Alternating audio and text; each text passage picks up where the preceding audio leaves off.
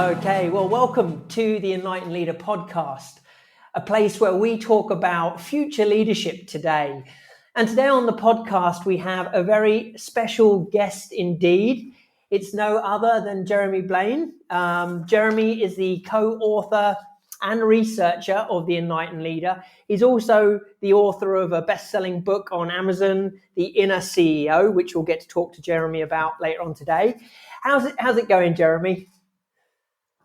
It's going great, thanks, Paul, and thanks very much for having me as well. Good. No, it's my pleasure. It's always a pleasure to talk to you. And of course, for us to share and discuss, again, some of the insights that we got from the Enlightened Leader and essentially the traits that leaders need to possess in order to be able to tackle the challenges ahead, certainly for the next 5 to 10 years anyway. That's really what we'd like to talk about in the session today. We're going to be speaking specifically more, I guess, about empowerment and also talking about how we can develop leaders at all levels within the organization. So Jeremy, let me just kick off then, because we've you and I have talked about Enlightened Leader a lot, but what were some of the big insights for you from doing the research? Well, the big insight was finally this is a more enlightened leadership age that we're entering. So it was a great name that we came up with, because what came out were that three level multiplier for leadership for the decade ahead: purpose, people, and profit. So there's a lot about community level leadership, a lot about human-centered leadership, and the new ways of business driving leadership, which includes not just the digital aspects to it, but how we actually do business and how leaders balance the need to make money and shareholders, moving more into what do our stakeholders want everywhere, and how are we going to maximize both those things and get the balance right? Yeah. I think one of the big things for me was, in my head for a long time, I've always thought about, this 4.0 being very much a digital era where everyone needs to be transforming their business online. But really, of course, it is the digital era, but it's actually the human era as well. And it's something I think a lot of people forget that, all right, we've got to digitalize, we've got to transform the way we do business. But there's a huge component that we can't forget, and that's the human-centered component of leadership as we move forward. Because as fast as business is going, people don't move that fast. We've all got needs, we've all got emotions, and those need to be considered from a leadership perspective. I think the other thing that really stuck out for me is that need to move from very much sort of a leadership style where there's more of a center of control and command to much more to an empowered kind of leadership that's based on purpose, core values, and also is a force for good for the community, not only locally, but also globally, I think.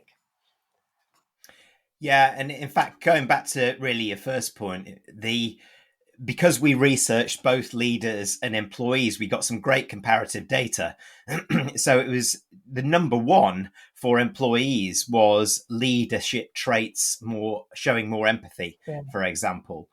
This was also within the top 10 for leaders as well, alongside emotional intelligence, personal development, personal relationships, collaboration, any number of things. In fact, in the top 10 traits for both of those lists, it's a very, very human-centered element to that, as well as that community piece. But the common one across the leaders and the employees within the top three was empowerment.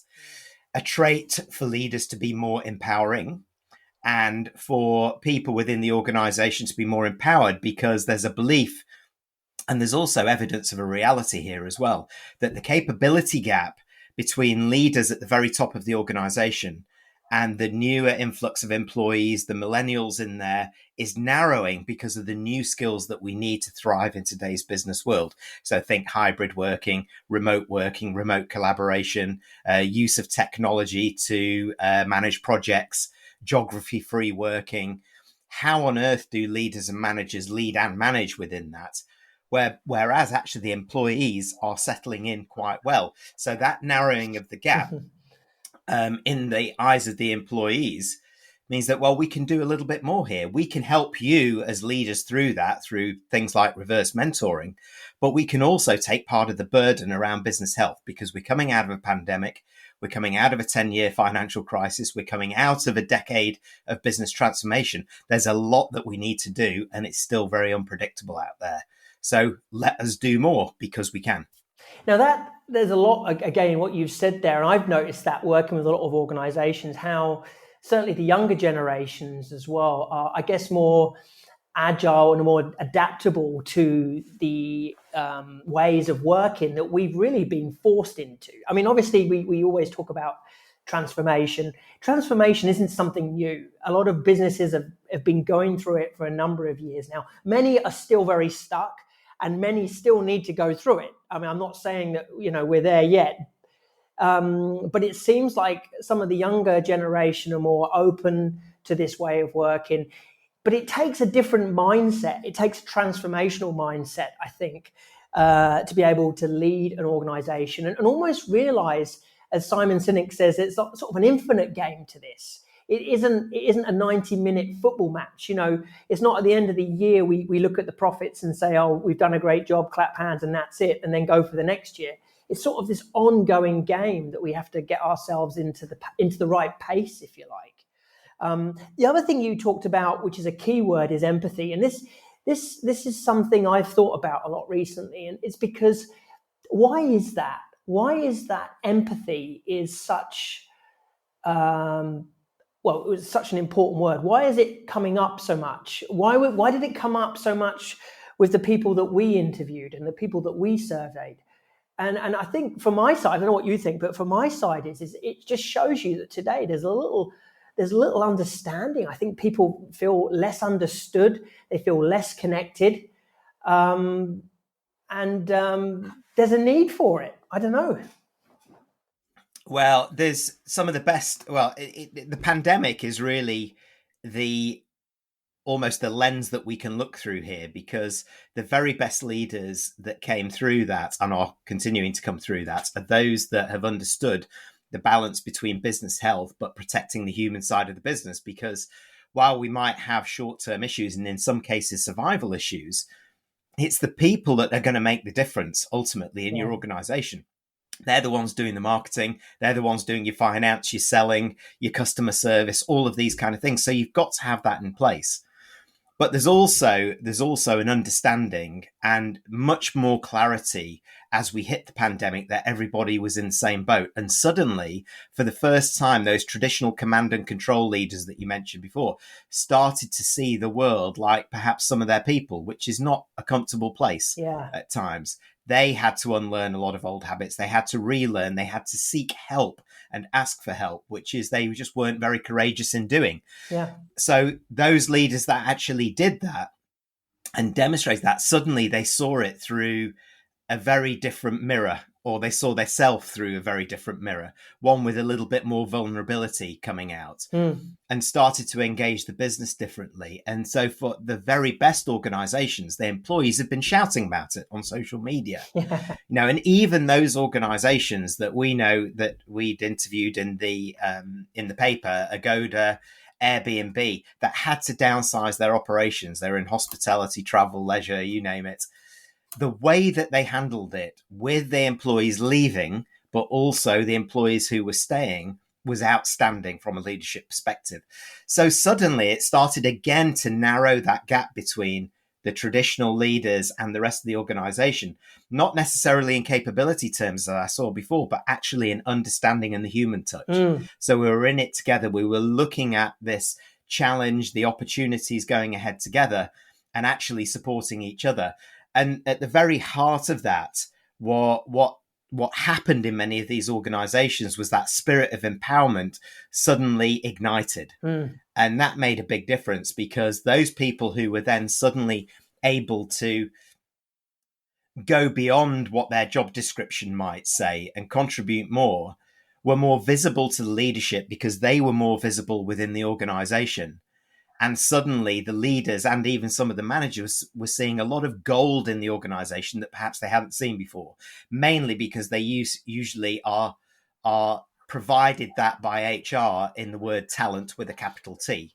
Now they're seeing talent with a small t, but a huge amount of potential within that broader base rather than focusing at the few. So it's really been enlightening for them, for the rest of the organization. And that deeper understanding has driven a far greater human touch and far greater empathy. Yeah, and it's needed. I mean, I think that I think it's been lost in the past. It's like you said, it was lost in I wouldn't say the older days, but days past, where profit was the driving factor, and people sort of came second to that. If they were lucky, there could have been some other factors before they did. And what you said as well about ultimately it's the people that make the difference. Even in this digital age, it is, and I think it will be for many years to come. And I think a lot of organizations are recognizing this. Look, the pandemic it's been absolutely it's disastrous. It's horrific. I mean, so many terrible things have happened. If there are some things that we've learned from it, though, I think it is about really appreciating one another, appreciating the communities that we belong to, and again, getting us really back in touch with that human connection. It sounds like a cliche, but really, we're never in history have we been this connected, yet so disconnected at the same time. And I think that the situations brought us back, hopefully brought back some of that human connection. Well, the interesting thing is that regardless of the amount of stripes I might have on my arm and the seniority of leadership, we're all human. Right. At the end of it, I'm a person, a CEO in another person, in a company over there who I might see up here as incredible because they do X, Y, Z, or they go to space, whatever, as in recent history, is when it all boils down to actually we're still people. Yeah. And it's been challenging for some of those people at all levels. So when you put everybody in the same boat, then you all become seasoned sailors through it. Yeah. Through the storm of the pandemic, we all learned together how to best do the remote working, collaboration, how to minimize meetings, to drive productivity in a different way, to keep driving the customer connections, etc. And a lot of that came from the rest of the organization, so that the leadership themselves could finally actually just take a step back and say, I really need to concentrate on what's coming ahead now as well. Because what happens when we emerge from the pandemic? What's our plan then? So this sort of bringing together people, it has put people, I think all of us, on a more level playing field. It's not to say that we don't need leaders in the organization. Of course we do. We need those executive leaders, but we need them to be navigating the future. Whereas I think there are far more people in the organization who can steer the day-to-day success. Mm-hmm. And that's, I think, where the future lies in the new normal. And that's what we saw again from the research, was that the flatter the organizations, it seems like the more able and how they're more capable of dealing with the fast pace of change. And of course, the moving parts. I mean, with fast pace of change, we're not just talking about one area, we're talking about in every aspect of the business. And to think that leaders can sort of be the expert, the all-knowing guiding star for all the decisions that need to be made at every level of the organization is absolutely ridiculous. And so the more that we're able to empower people at different levels within the organization, the better organizations will be able to manage, all of these processes, which really brings me onto that main topic, I guess, of today, which was empowerment. I mean, what advice, Jeremy, can you give essentially on helping leaders that are struggling, let's say, with that shift? And let's not, undermine it here. It's a tough thing to do. You've got to release control. You've got to be able to stand back. You've got to be able to allow people to make mistakes, giving them the space to do that. It takes a lot of courage. So, what advice could you share with us on that? Well, it's interesting because before I wrote the book on this very topic and on empowered working, I asked myself that very same question that you're asking me, and I went out to look for the answer and it wasn't there. There are no books on this topic. Sure, there are articles written about the benefits of empowerment, and there are some great case studies around companies like HPE, Nike, Zappos, any number of companies actually, and even kind of traditional companies like Ping An in China, and how they've revolutionized their business through empowering their people and their customers, as it happens. So in order to go to leaders and the organization and call for a new age of empowerment, which is exactly what I'm doing, because I feel that in the hybrid working new normal, we need our people to be autonomous. We need them to be independent. We need them to feel that they can make decisions. To contribute beyond perhaps their job description. We need our line managers to be more supportive from a coaching perspective, so that we can grow those skills and actually grow the people to grow the business. So there's a more collective approach. And then up the line again, we can free up our executive leaders to navigate this very unpredictable and uncertain future that we've got. So when I looked at this, the two things that I realized, first of all, the first was that we've been talking about this for over 100 years and we haven't done it very well. It's just not that common, as you said, Paul, that organizations do this extremely well. And then the second thing that I found is that those that had tried it, often are failing behind this as well. So it's not that we haven't had a go at this, is that many organizations just haven't found that secret sauce to getting it right.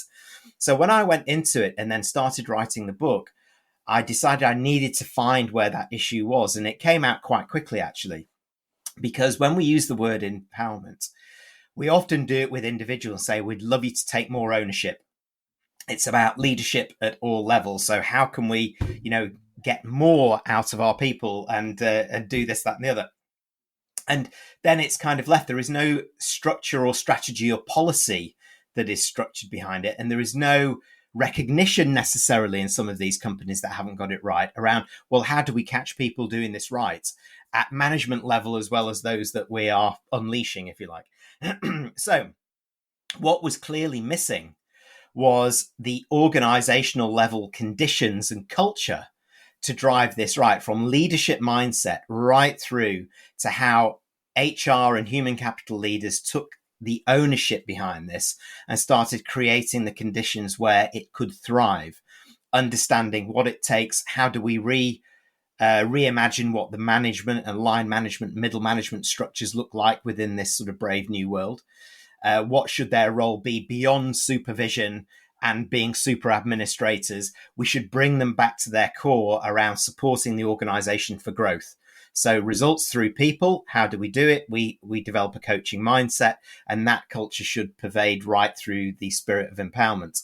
So we have to get the organizational bit right first. And I come up with the book some very, very searching questions to ask at leadership level first, to understand whether actually they're ready for this. Because if they can't answer this dozen questions, the decisive dozen, I call it, if they can't answer those questions, it isn't going to happen. But then once it has happened, and once you do create the conditions, you have to define what empowerment is.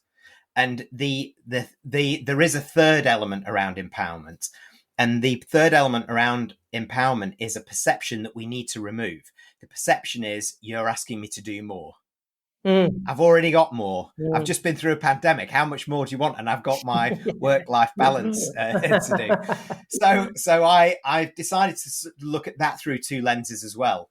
So there are the tradition, as I talked about before. I'm talking about empowerment with a small t talent. So our broader employee base. However, there is still that talent with a capital T, the future leaders, executive leaders of the organization.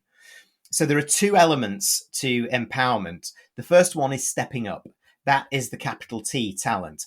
They could go beyond their job role. They could do more. They could be involved in more strategic projects, perhaps. They could attend executive leadership meetings, have a mentor at that level, do more, lead projects which are cross-functional and so on. But for the majority, I suspect, it's around being productive and doing things while we're working increasingly independent by stepping out. So not stepping up, but stepping out.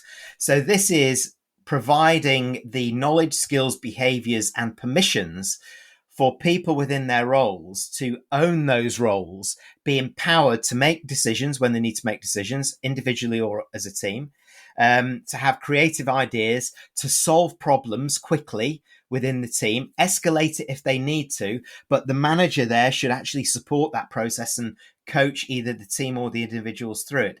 So actually we become far more efficient in the way that we're working.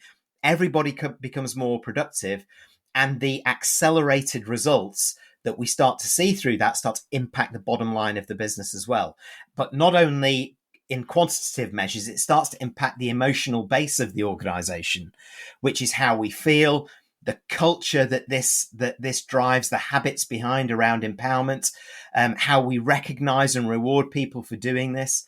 And therefore, from an employee satisfaction point of view, but also potential employees, how it attracts and retains the talented employees that we have in our organization in a very competitive marketplace right now. So there's so much there that we have to do, but I think that's where it starts. It's organizational level first. It's the definition second of understanding what that is.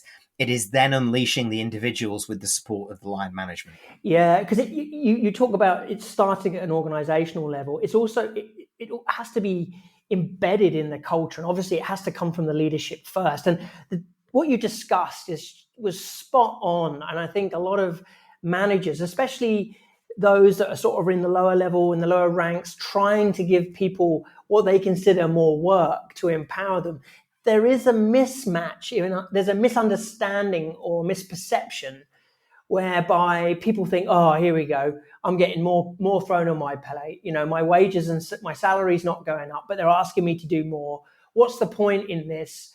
So it really is about sending the right message about what empowerment really means, and maybe move away from that word of like delegating. I don't know about you, but for me, delegating has always been something like, you've really got to think about it, how you go about delegating. And I think that shift from delegation to empowerment is a big one.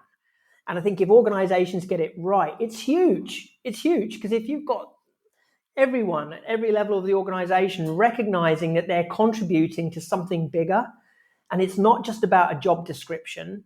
I mean, that's another question. Who knows if we'll need job descriptions in the future? There might be a lot of room for movement there, because the job that you've got today isn't going to last tomorrow. It could be rewritten in a week.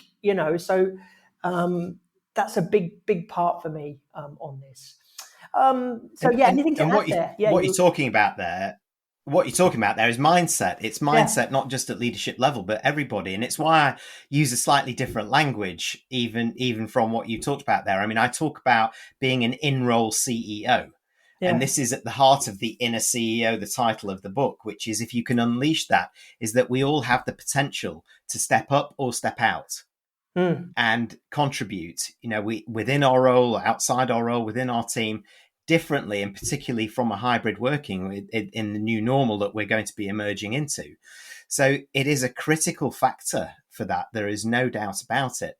And let's not forget that through the survey that we did, I'll repeat that, that we talked about earlier, the Enlightened Leader, it was like, this is actually one of the top traits that employees need and leaders recognize.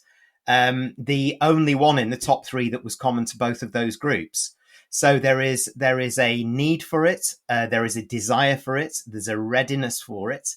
And some organizations need to now make it happen. Yeah, that's right. And again, it comes from the leadership. It really does. And it's hard at the moment, again, I think, because people have got so much on their plate. But it's one of those traits, I think, that's really essential as a leader, to be able to step back and, like you said, take a bigger look, a broader look at the picture, and see what's really going on and where we're going. Because it's so easy to get sucked in to the day-to-day challenges, the dramas and things that are going on. And that's actually why we need to be able to empower more, like you said, because leaders need that space so that they can steer the organization and not be, drawn into every single thing that's, immediate or coming up as being an urgent issue. It needs to be dealt with at different levels. So we've talked a lot about that. For me, I always think as well, when we talk about empowerment, I think it's a good place to start is always through balancing that challenge and support. So challenging people with, tasks, with initiatives, with projects, and at the same time, not just throwing it at them and saying, "All right, now this is yours, go away." No, that doesn't work. But being there to also challenge, but also support, and be there, as you said, I think, as a coach. Be a good coach, ask the right questions, get people to think through, to analyze, to critique what they're doing, without always looking for advice. And that's something. But anyway, that's some good stuff we've been discussing there, and I think very relevant, which I think then obviously leads on to the inner CEO, and it is really all about that from what I can see. And you've got, what I really liked about this, Jeremy, was going through it, how, this book, obviously this is written by you, but what you've got in there is a lot of, information, great insights from CEOs, from people, from professionals, from all over the world who are actually doing this as well, and just to get those different perspectives into one book, I think is really useful. So yeah, I think anything you think. Well, first of all, where do we get it? We can get it on Amazon, right? Yeah.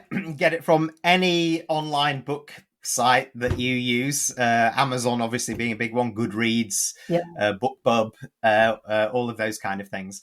And yes, and what you'll find within the book is a very practical approach to this, because nothing exists, Paul, as I said before.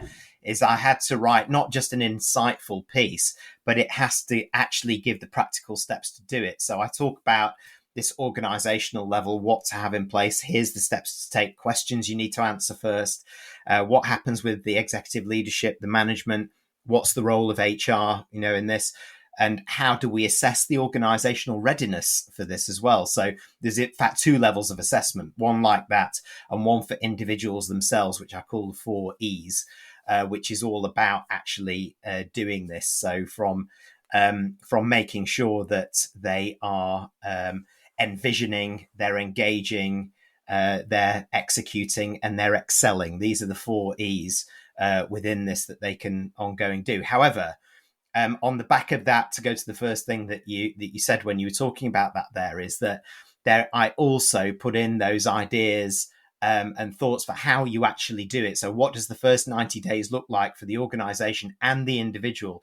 What are the projects that you can do? What's the personal development that tracks that? How do you reward the behaviors and results that come from it at all levels? And how do you measure from day one as well? So as well as the 90-day kind of action tracker, there's a 90-day week by week measure tracker as well, so that we can measure it from day one. So that kind of comes from a lot of the advice I give in the book. But as you mentioned, there are more insights. I do 6 key interviews within the book from very different organizations, from startups and new breed organizations like Spotify to traditional organizations that are evolving like Essilor and JLL, to organizations in industries where empowerment is not necessarily the norm, you would think, because it's kind of a turn industry like fast food. So I do an interview with the ex-CEO of Four Fingers Crispy Chicken, the very famous sort of Southeast Asian Korean chicken joint, and how they drove this into their organizations and grew from 0 to a $40 million company in literally 3 years. And the CEO will absolutely point to the fact that it was my mini CEOs, as he calls them, that were the secret to success. Mm-hmm. So these supplement a lot of the actions that I give in there to provide different ideas and different perspectives, because I don't have all the answers. I wish I did, but I don't. so it's all in there, and people would find it very useful to dip in and out of and read as they wish. That's great. And again, as I said, there's some real... I liked it. It was a very practical read, like you say. And the fact that you've got a game plan in place, it's not just a bundle of ideas or good ideas put together. It's more than that. It's actually the whole process and plan. So, look, Jeremy, thanks for sharing the information on the book. And of course, if you want to get a copy of that, you can get it from performancework.global, right? As well. That's your website. Performanceworks.global, yes. And as Jeremy said, you can get it from Amazon, both as hard copies, ebook, and also you're on Audible as well, aren't you? You got That's right. It's just the audiobook's just released, yeah, and it's that was on the back of the book becoming an international #1 bestseller. So I'm chuffed to bits. You can now get it everywhere. and listeners, look, if you want to learn more about the research that Jeremy and I did, 2,000 professionals, combination of leaders and employees from 27 countries, 4 regions from around the world on the emerging traits for leaders for the 21st century and beyond. Please also go to both our websites, whether that's changeworksltd.co.th or performanceworks.global. Again, you can go on there. You can get yourself a free or complimentary copy of the research. So you can delve into it more and learn from not only from our experiences, but from all of these people that we've interviewed and surveyed from around the world. And of course, if you're looking for any kind of virtual sessions on transformational leadership, building, purpose-driven communities, leading as coaches, and Jeremy and I also run these sessions as well. So please make sure you get in contact with us. Jeremy, thank you so much for today. It's been a pleasure. Great. Well, thanks for having me, Paul. Yeah, and I hope that's very useful for the audience. Bye for now. Bye-bye.